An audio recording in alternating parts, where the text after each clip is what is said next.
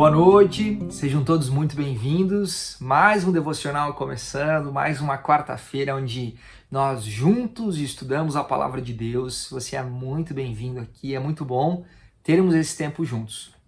Como você sabe, nós estamos chegando aí no final do nosso devocional e ao mesmo tempo que isso traz uma tristeza por saber que está acabando, também a gente fica muito feliz porque estamos chegando no final aí de um ciclo do livro, então isso é muito gostoso. Nós temos algumas semanas juntos ainda e o meu pedido, o meu desafio é que você continue firme, não desanime, pelo contrário, fique firme até o final, que tem muita coisa boa para nós aprendermos. Na semana passada nós falamos a respeito da carta de Paulo aos Romanos.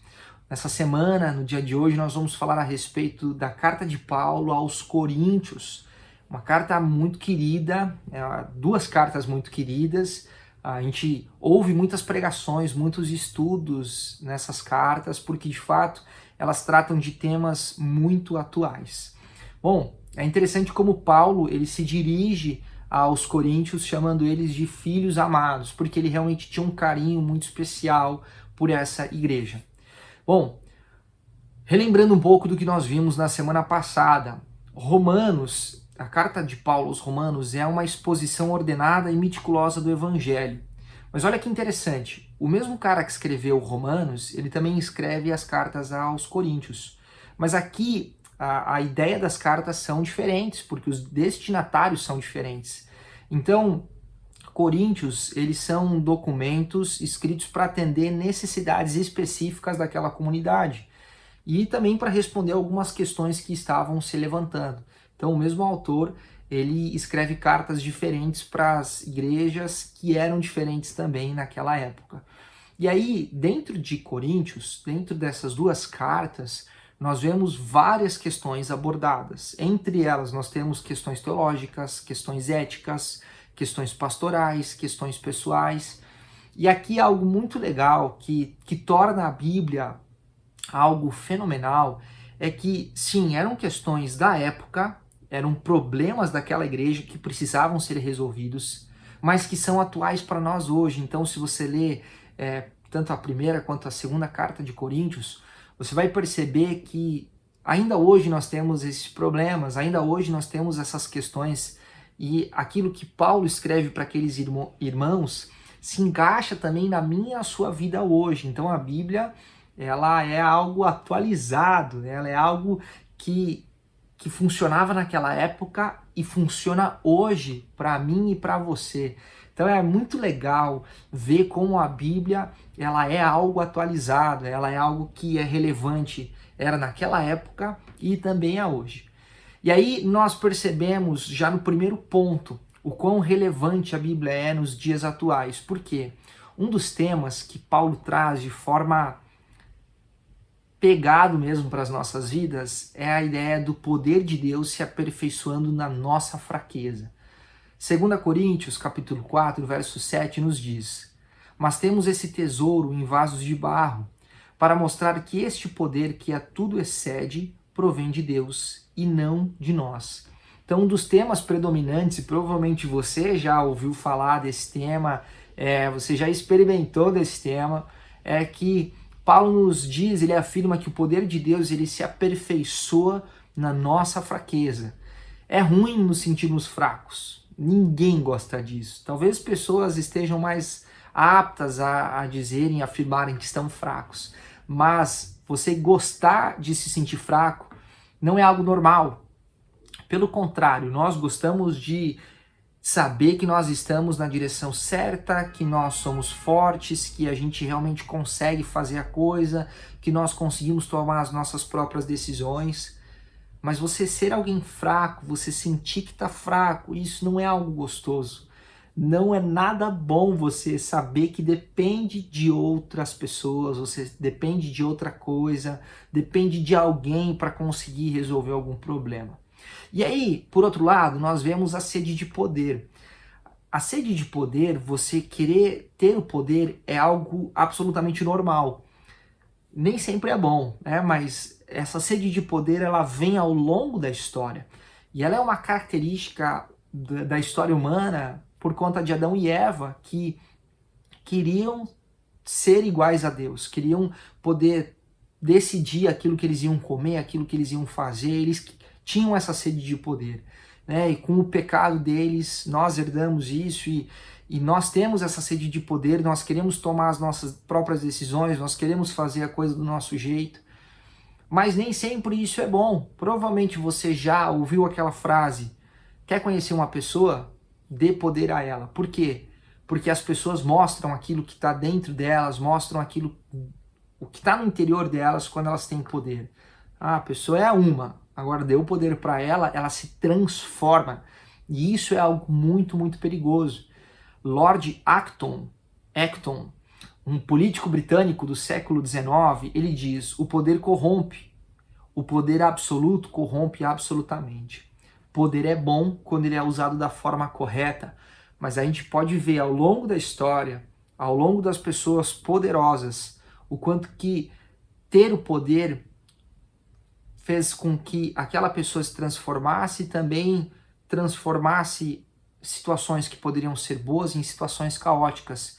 Então nós vemos aqui a busca pelo poder na vida política, e a gente percebe que o poder usado da forma correta, ele abençoa muitas pessoas, mas o poder usado de forma incorreta para benefício próprio, ele destrói muita coisa que era boa, ele faz com que muita coisa que poderia ser excelente se torne desprezível, justamente por essa busca incansável pelo poder. Nós podemos ver isso também nos grandes negócios, nas grandes indústrias. Então, caras poderosos, pessoas poderosas oprimindo muitas vezes aquelas pessoas que não têm esse poder, pessoas que estão ali na base da pirâmide. A gente percebe que o poder ele pode alavancar muitas coisas, mas ele também pode destruir muitas coisas. E aí, Paulo nos diz aqui que o poder de Deus, esse ser todo-poderoso, o mais poderoso que existe, esse poder se aperfeiçoa quando eu e você somos fracos, quando eu e você não sabemos o que fazer, quando eu e você não temos poder de escolha, quando eu e você realmente não conseguimos fazer nada por nossa própria conta. É nesse momento que o poder de Deus ele se aperfeiçoa na minha e na tua vida. É difícil reconhecermos que somos fracos, mas essa é a beleza do Evangelho, é quando eu e você não conseguimos fazer nada, que Deus vem e transforma aquela coisa fraca, aquela coisa desprezível em algo muito bom, que edifica e abençoa a nossa própria vida, mas também Deus nos usa para abençoar a vida de outras pessoas. É difícil reconhecer que somos fracos, mas é tão bom você poder ter a certeza, ter o consolo de que, apesar de você ser fraco, o poder de Deus vai se aperfeiçoar na tua vida, vai fazer com que essa fraqueza seja transformada numa força para abençoar a sua vida, para te transformar, para te trazer e fazer você mais parecido com Jesus, mas também para que a partir da tua vida, a partir dessa fraqueza transformada em força vinda do Senhor, vai abençoar a vida daqueles que estão ao seu redor.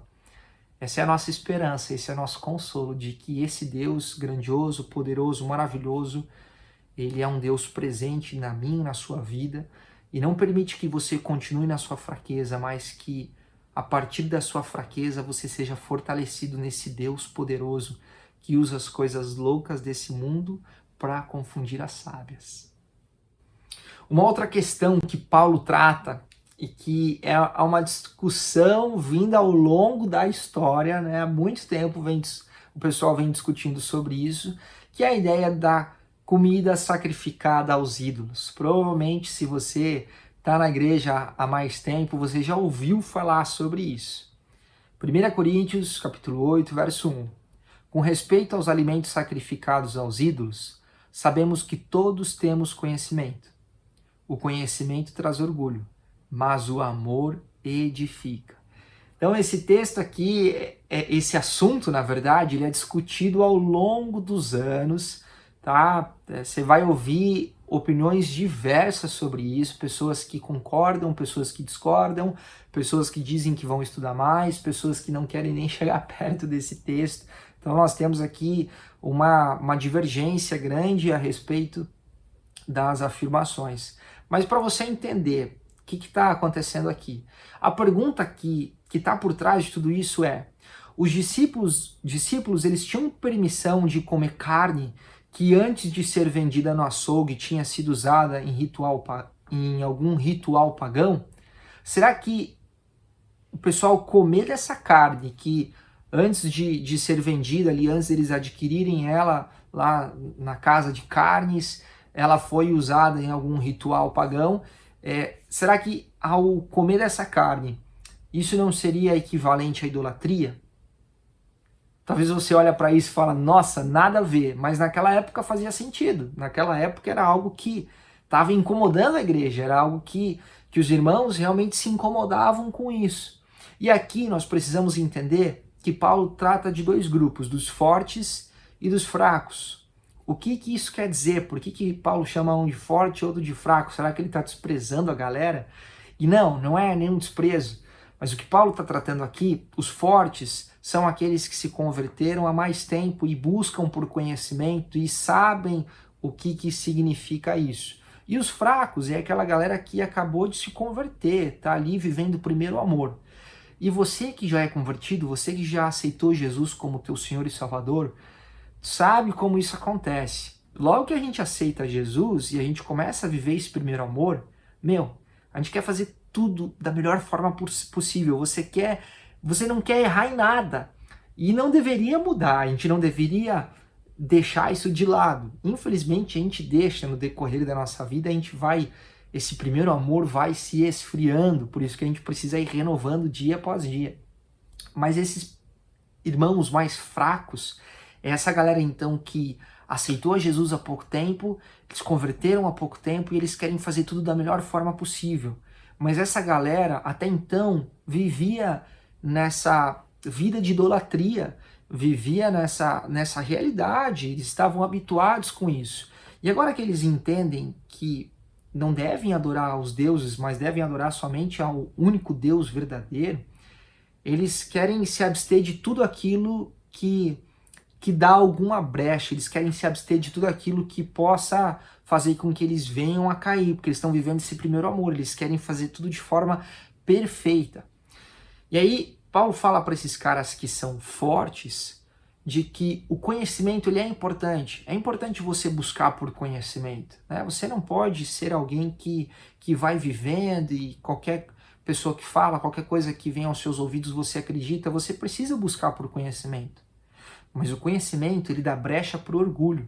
Por quê? Porque um cara que tem conhecimento, ele bate no peito e fala, eu sei o que é bom, eu sei o que funciona, o que está certo, e o resto que busque por conhecimento que está tudo certo. Não. O conhecimento, ele pode dar brechas para o orgulho, mas o amor edifica. Então, por mais que você tenha conhecimento, que você seja forte, e você saiba que, apesar daquele alimento ter sido oferecido aos ídolos, né, você está honrando a Deus, a tua vida é entregue ao Senhor.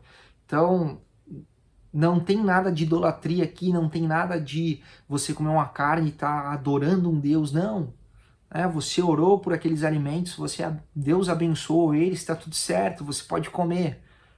Mas, mesmo você sabendo que não tem problema, talvez um irmão seu que é fraco está olhando para isso e está se desvirtuando da fé, está tendo um monte de questionamento, por amor a ele, talvez você deva deixar de se alimentar disso.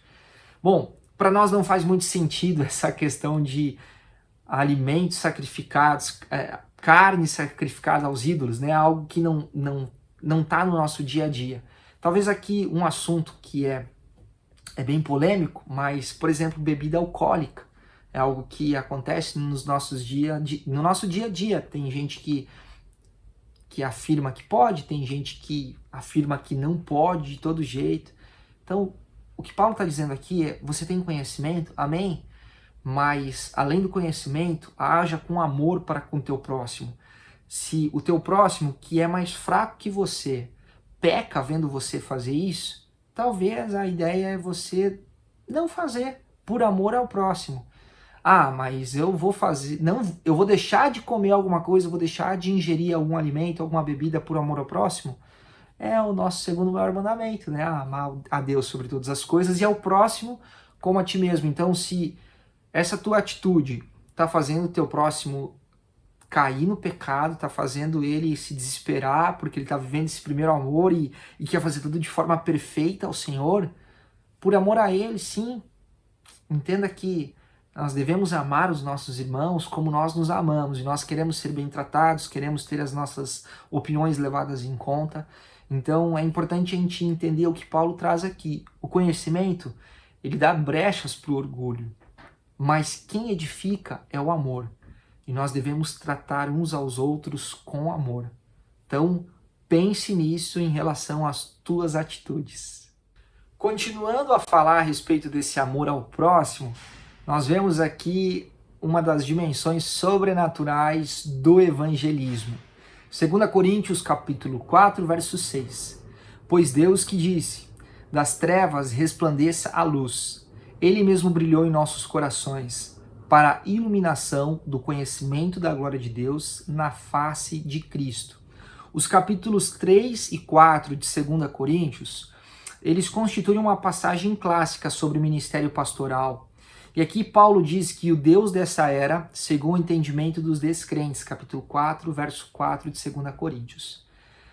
Eu e você, naquilo que se refere a essa cegueira espiritual, a gente é impotente. Não tem como fazer nada aqui, não, você não tem poder, você não tem autoridade para fazer com que uma pessoa que foi cegada pelo pecado, que o inimigo cegou, que o diabo cegou, você não consegue fazer nada por teu próprio poder, pela tua própria atuação, para que essa pessoa deixe de ser cega espiritualmente.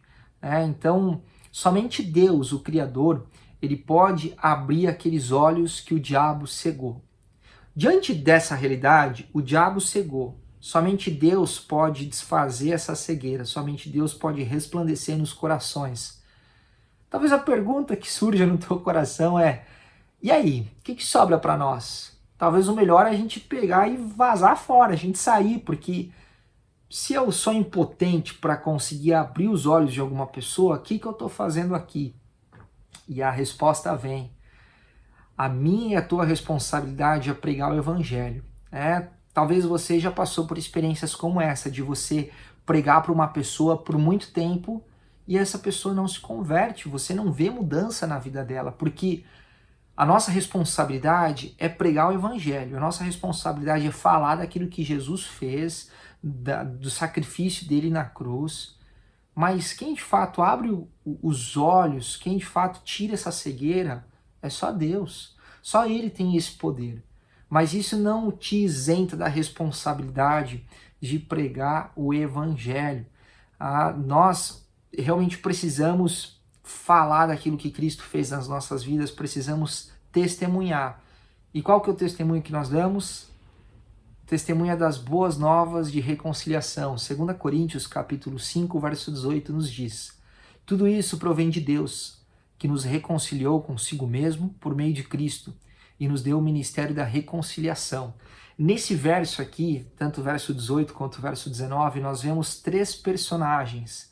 O primeiro deles é Deus, o segundo é Jesus Cristo e o terceiro somos nós. Calma, que eu vou te explicar. O primeiro personagem, Deus, ele é o autor da reconciliação. O verso 18 nos diz: tudo isso provém de Deus. Aqui há 8 verbos principais nesse parágrafo e todos têm Deus como sujeito, ou seja, a iniciativa partiu de Deus. Qualquer pregação que você ouvir, qualquer estudo, qualquer livro que você ler, que mostra que não foi Deus que teve a iniciativa da reconciliação, para de ouvir, fecha o livro, desliga a pregação que tu está ouvindo, ou não sei, fecha teus ouvidos porque isso não é bíblico, tá? Quem é o autor da reconciliação é Deus, não somos nós, não é qualquer outra pessoa ou outro ser, somente Deus. O segundo personagem é Cristo, ele é o agente da reconciliação. Aqui, se a gente fosse colocar um resumo dos versos 18 e 19, nós diríamos que Deus é o autor e Cristo é o agente. Tem um cara chamado Richard Roque e ele nos diz: não importa se outros a considerem loucura ou delírio ou qualquer outra coisa. Ela é a nossa sabedoria e o nosso consolo. Nenhum outro conhecimento é mais importante do que saber que o homem pecou e Deus sofreu, que Deus se fez pecado pelos homens e que os homens foram feitos justiça de Deus. E o terceiro personagem somos nós, que somos os embaixadores da reconciliação. Nós temos essa incrível oportunidade, esse privilégio de falar a respeito desse autor e desse agente da reconciliação. O ministério e a mensagem da reconciliação foram concedidos a mim e a você, foram concedidos a nós. E a nossa primeira tarefa é expor aquilo que Deus fez na cruz e então lançar o apelo.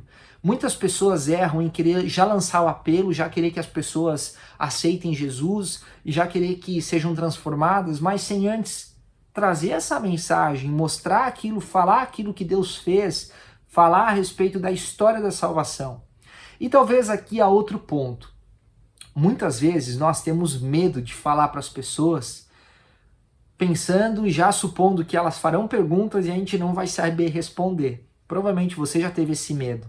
É um dos maiores medos quando nós falamos de evangelismo, de não saber como responder as perguntas, as questões que as pessoas nos trazem, ou mesmo de você não ter conhecimento profundo para falar a respeito do plano de salvação de Deus para a humanidade. Talvez você venha com a desculpa, poxa, mas eu não fiz teologia, eu sou um novo convertido, mas a gente dá muitas desculpas. Mas o desafio que eu tenho para te fazer é de você falar daquilo que Jesus fez na tua vida. Não há testemunho mais forte do que falar daquilo que Jesus transformou no teu coração. Quem você era antes de conhecer Jesus e quem você tem se transformado depois que Jesus se tornou Senhor e Salvador da tua vida. Então, peça a Deus para que Ele te dê oportunidades, para que você entenda quais são as oportunidades de você pregar o Evangelho. Claro, busque por conhecimento, ele é importante, mas fale daquilo que Deus fez na tua vida. E depois de você falar daquilo que Cristo transformou no teu coração, mudou quem você era, então você faça o apelo e você leve essas boas novas de reconciliação, mostrando que apesar de nós nascermos no pecado e termos essa busca pelo pecado, a gente gosta de pecar, nós temos uma esperança, ela se chama Jesus Cristo.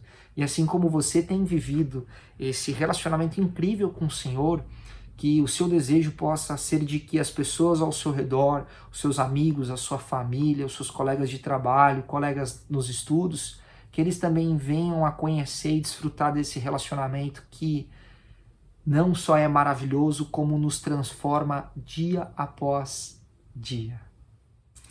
Para finalizar, para a gente terminar o devocional de hoje, eu quero falar a respeito da graça de contribuir. 2 Coríntios, capítulo 8, verso 9.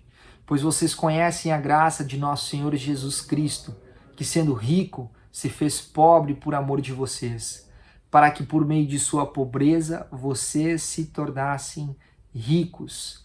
Graça, ela é um sinônimo de generosidade.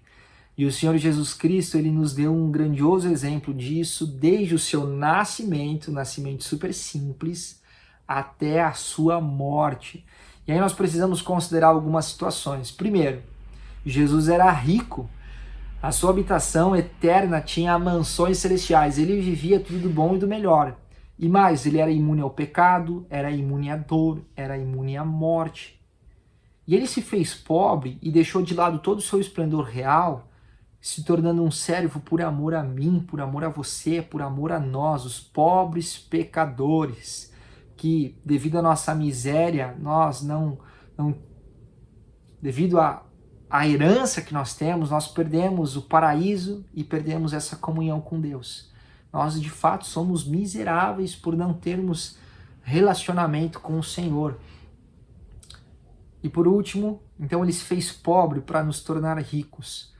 E aqui talvez você olhe e fale, rico? Pô, beleza, então Deus vai me abençoar, vamos pegar a teologia da prosperidade aqui, eu vou ter o carro do ano, eu vou ter a melhor casa, eu vou ter o melhor celular. E não é isso. A riqueza aqui é você poder ter um relacionamento com o Senhor. A miséria é você não conseguir se relacionar com Deus. Agora, a riqueza é você poder desfrutar desse relacionamento e entender que você é salvo e que você, a partir de então, vai começar a viver coisas incríveis nessa terra, vai poder viver coisas, experimentar coisas incríveis no teu relacionamento com o Senhor. Mas não só isso, a nossa esperança é de que teremos uma vida incrível lá no céu, uma vida onde teremos um relacionamento muito mais íntimo com o Senhor e seremos mais ricos ainda, não em questões financeiras, mas em relacionamentos e intimidade com o nosso Senhor.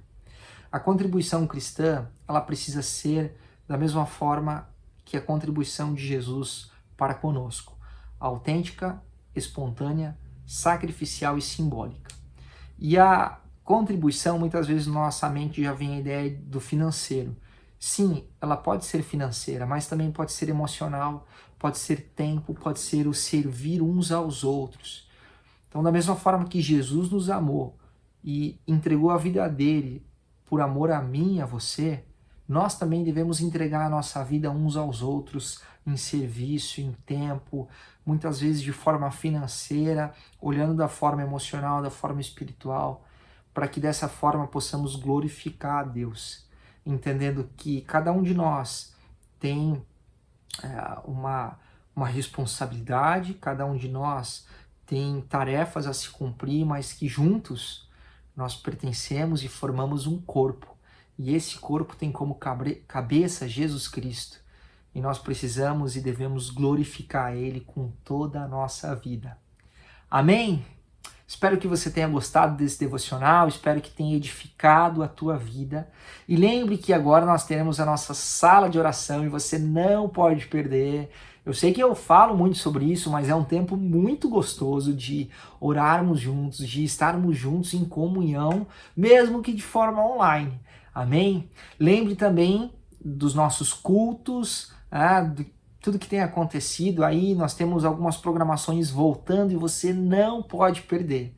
Que Deus te abençoe, uma ótima restante de noite, uma ótima semana e nos vemos agora na nossa sala de oração. Até mais, um grande abraço e até semana que vem.